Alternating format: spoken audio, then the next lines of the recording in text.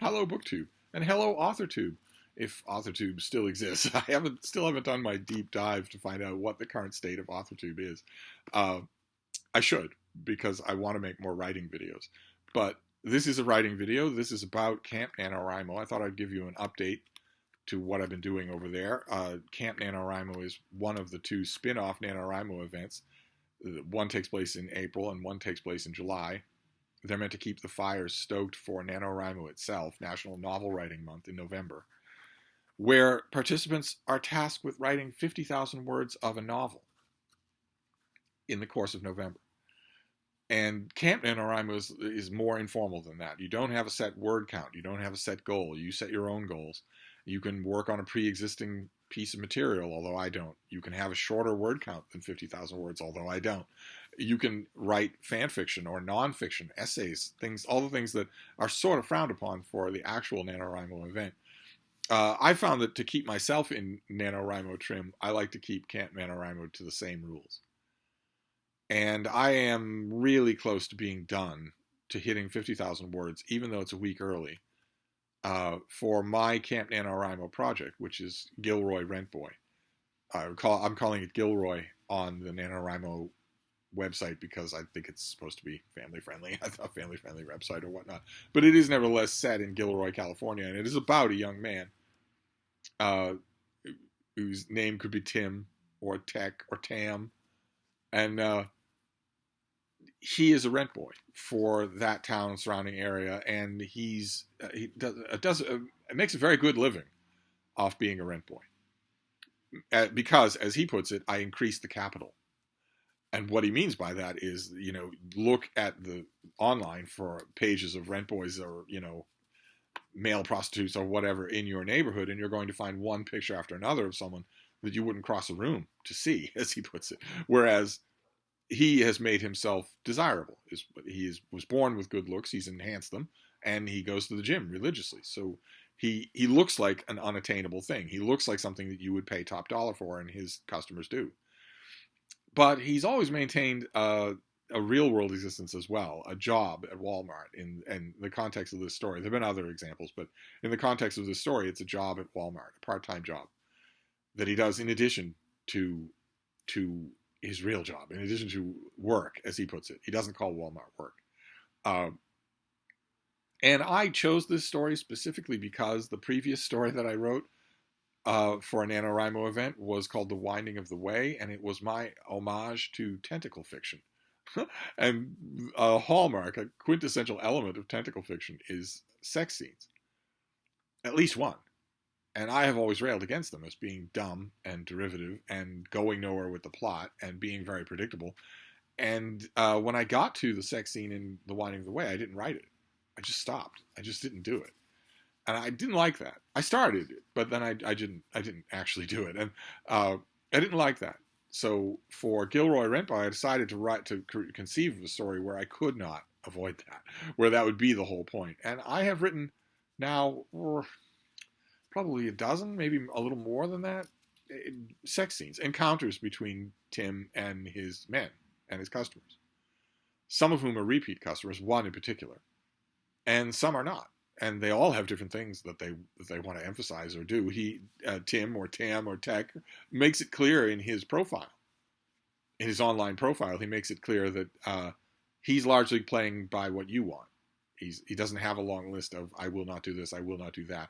I'm mainly here to help you achieve your fantasies. And his customers take him up on that, and that's allowed me to write a great many kinds of sex scenes with a whole lot of variety. I can't say that I've ever actually warmed to them. I think I know now what they're for, and I think I know how to do them. So that hill is conquered, I guess you could say. I guess you could say that it is now. It doesn't feel like all that worthwhile a hill, but I always had in mind a conclusion to Gilroy Rent Boy that had nothing to do with that particular writing challenge. And I wrote that conclusion this morning. It took 3.5 chapters to do, and I really, really enjoyed it. I pictured that right from the beginning.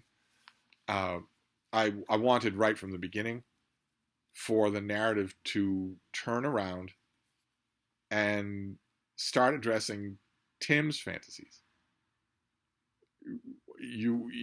he has fallen so deeply into the world of fulfilling other people's fantasies in order to be paid that he is sort of hollowed out, and he knows it. He doesn't like the feeling. He can't put his finger on what it is, but he doesn't like it. And that dislike grows throughout. Not the usual shop-worn, remorse of the hooker's heart or whatnot that so many moralizing stories have been written about, but rather a sense of I would like to think there's no moralizing in Gilroy Rent Boy of any kind, but except when there are a couple of his customers that have moralizing built into them, and they don't like it either. They're damaged people. But absent the moralizing, I wanted to get to the point where the narrative saves my main character. Instead of him helping others, I wanted him to help himself. And at the end, in the last 3.5 chapters, he discovers that the way to do that is to help others, but not in the way that he's been doing. Not in the way that he's been doing at all. He realizes it's a wonderful. I'd like to think that I captured what I wanted fairly well. I wanted it to be very much not a blinding white light on the road to Damascus. I wanted it to be a subtle realization that the thing that I've been promising all these months and delivering all these months for all these lonely men, these lonely thwarted men, is something that I want. It is something that I want to do. I just don't want to do it in this way. This way feels unhealthy, and not just in the close calls. He has a couple of close calls that any sex worker will tell you about, I would imagine. But in all the other ways as well. And he does realize that. At the end of the story, he realizes, I can do this in a way that fulfills, that helps other people to reach their fantasies, but it also helps me, because that is my fantasy. And that is... It was really enjoyable to get there. I couldn't help but think when I was writing that part of the book, I couldn't help but think that it would probably have been a more enjoyable book to concentrate on that in some other way. but I had a goal in mind for Gilroy Rent Boy, and that so Gilroy, my main character, could only have had one job. But another part of my writing update doesn't have to do with NaNoWriMo or any of its spin-offs, because while I was writing Gilroy Rent Boy, another idea occurred to me, and it was so strong it almost derailed the writing experience, which I hate. That happens to me all the time, and I hate it. You have to force yourself not to let that happen. But I have mentioned many times on this channel before how frustrated I have been by writing murder mysteries. Writing a murder mystery, the intricate plotting of it, the planning of the timing and the timetables and the trains and the fingerprints and what was it raining that morning and the red herrings and all of that struck me as so intricate that I would need to work it out mathematically on a whiteboard for months before I wrote a single word. And that was daunting me. I tried it, and I don't think that it succeeded. I think it was a failure. And then a couple of you suggested kind of edging around the idea of not doing it that way. And I also read, I talked with an old friend who used to write murder mysteries, and I also read a memoir by a murder mystery author. And more and more, all those notes were sounding, and then suddenly it all clicked for me. And I realized that I want to write a murder mystery where I don't do that. Where I don't try to do that and fail, but where I don't do that at all. In other words, in NaNoWriMo parlance, there's pantsing, where it's seat of the pants. You do not plan what you're going to write the next day. You just need to get your word count, and you will eventually you're making up a story on the fly. Then at the other end, there's plotting, where you plot everything in the month ahead of, in Preptober, and so that all you have to do in November is write. And then there's the vast middle, where I think most writers are, which is NaNoWriMo coined the term plantsing, a combination of seat of the pants and plotting, where you have a very rough idea, but specific in some ways, of what you want to do, but you're still you're feeling your way along, writing installment by writing installment. And I was under the impression until this month that you couldn't possibly write a murder mystery that way. And it might be true that you can't write a murder mystery that way, but I want to try it. I definitely want to try it. And I want to try it so bad that I don't think I want to wait until July. I think I want to start I think 2023 is the year where I start writing continuously.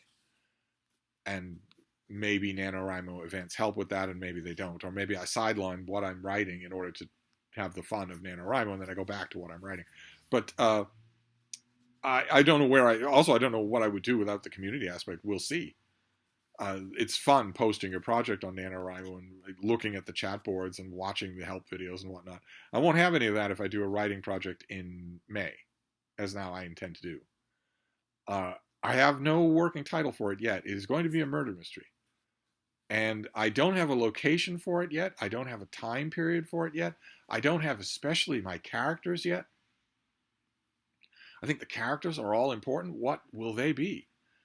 I also don't have my fundamental answer to the question that came up during March Mystery Madness. Those two poles of murder mystery writing between detection and authority. And, do they interact? Does the police detective have an amateur detective friend or a spouse who's really good at putting clues together? Or are they the same, where I'm doing a police procedural, where a policeman is the detective, is trying to figure out the clues? Or are they completely separate, where I'm entirely in the world of the amateur detective and the cops only come in once in a while at the end, maybe even adversarially to the detective? Believe it or not, I don't know that yet. I don't have any idea. I'm going to have to play around with all that in the upcoming week. In terms of who my characters will be, I read murder mysteries for the character. I've read in the last year quite a few murder mysteries where the detectives, whether they're amateur or police, very pointedly don't have any character. They are there to dump exposition and follow red herrings and work out a theory of the crime. That's what they're there for. They don't have much in the way of personality at all. And then, you're all familiar with murder mysteries where they do, where the detective, whether it's Sherlock Holmes or anybody else, does have a lot of personality. And I don't know where I want to go with that. I still don't. There are infinite possibilities. I think I want the crime to take place in the present day. I more and more view people who are writing historical fiction in a lot of settings as being a little bit cowardly. They're trying to dodge the implications of all of the technology that we have today. They would rather have set their detective story in a world with telephones that are hooked to wires instead of phones on our person, that have no instant forensics or maybe no forensics at all. I still don't know, in other words, when I want to do it or who I want my characters to be. Instead, I have what I once considered to be the most trivial thing. I have the opening. The first crime scene. I have that. I know exactly what it is and all the questions that it poses. And from there, I can follow the investigation. All I need to do is come up with who's doing the investigating. Who are my main characters? Like I was mentioning every day, it felt like in March Mystery Madness, in the 21st century, if I'm going to set this in the 21st century, I don't see how my detective can't be a cop. How can it be anyone else? Cops cordon the scene. Cops maintain the evidence. And you, as a villain, you don't know what the evidence is, and you couldn't handle it anyway. It would be a crime. I'm still working my way around that. I think that my main characters have to be cops. I don't know how I feel about that in 2023. I'll have to do a lot of thinking about it. I have the opening scene. I have the crime scene, and the crime scene poses lots of questions. Once upon a time, I would have said, well, I need to know everything that happens up until that scene before I can write it, even though my characters don't know. Now, I don't know. I don't know everything that happens up to that scene at all. I have some ideas, but I could change them. I'm going to plant a murder mystery. That's going to be my next writing project. And it's not going to happen in conjunction with NaNoWriMo. I'm going to do it as soon as I've put all the final bells and whistles on Gilroy Rent Boy and done some deadline writing that I have to do. Which means, it means that I'm going to discover on my own. That's what I love about writing. That's why I urge you all to do it. Before I started Gilroy Rent Boy, I had an open question in my mind as to whether or not I could write a sex scene.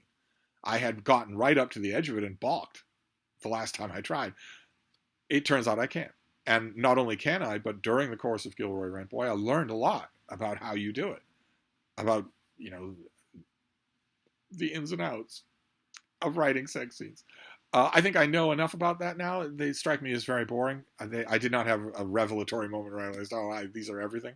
So they're not going to be in any of my other fiction. I mean, I don't see why they would be, unless the one example I can think of why they would be is if I decide to write a tentacle story, because I failed with The Winding of the Way. I loved writing it, and I emphasized a lot of the science fiction elements of it.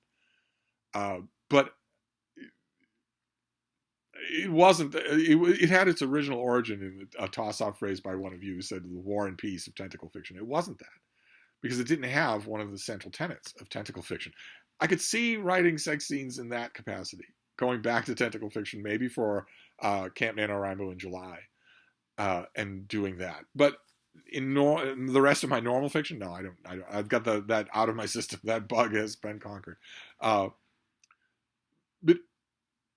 there was an element of discovery with Gilroy Rentboy, and there's an element of discovery very much with this untitled news story, which is what it will be like to plant a murder mystery. What will that be like? How much rewriting will it require? I try not to do any rewriting while I'm writing the first draft of anything. But won't I need to? If I'm one step ahead in terms of figuring out what the crime is, if I'm one step ahead of my sleuth, won't I need to do some rewriting?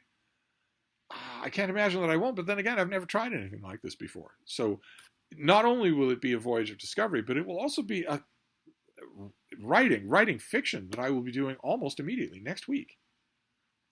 Which means that I will definitely have fodder to make regular AuthorTube videos. I just need to know what AuthorTube is now in 2023. What is it?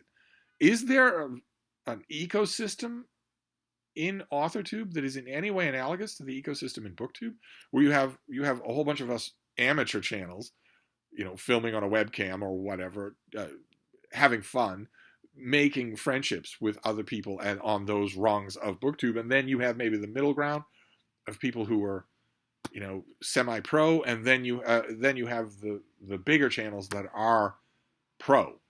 They barely interact with their followers at all. They have an active merch store. They do all sorts of fairly phony calls to action. They are a business. They are a big fake business. They don't even talk like people on camera. Is AuthorTube set up like that? Did AuthorTube shake out like that, where it has those different levels? Upper levels that I would want to avoid, like the bubonic plague, and lower levels where I would want to start to get to know people? I need to look around. If those of you who know maybe more about AuthorTube in 2023 than I do could tell me, but I need to look around on my own, because I am now going to do an ongoing writing project all the time.